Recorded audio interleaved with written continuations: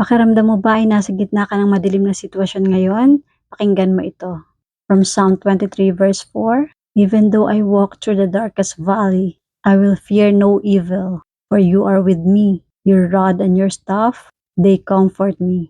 Lahat tayo dumadaan sa tinatawag na valley. Yung mga panahon ng lungkot, pagkalito, o pagsubok na parang walang katapusan ang dilim. Ang natural na reaksyon natin ay matakot o magmadaling makalabas. Pero pansinin niyo ang sabi ni David, I will fear no evil, for you are with me. Hindi niya sinabing hindi siya dadaan sa dilim. Ang sabi niya, hindi siya matatakot habang nandun siya. Bakit?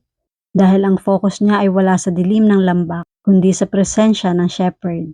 Kaya wag matakot, hindi ka naglalakad mag-isa. Ang rod at staff ni Lord ay nariyan para protektahan ka at gabayan ka. Ang dilim na dinadaanan mo ngayon ay hindi ang iyong destinasyon, kundi isa lang passageway. Hindi ka titigil sa dilim, dadaan ka lang. At habang naglalakad ka, kasabay mo ang pinakamakapangyarihan sa lahat. Kaya tara, pray tayo. Panginoon, salamat po dahil hindi mo ako iniwan sa gitna ng aking mga pagsubok. Kahit po madilim ang paligid, naniniwala po akong kasama kita. Alisin mo po ang takot sa aking puso at palitan mo po ng lakas ng loob. Ikaw po ang aking pastol at sapat na po ang iyong presensya para sa akin. Amen.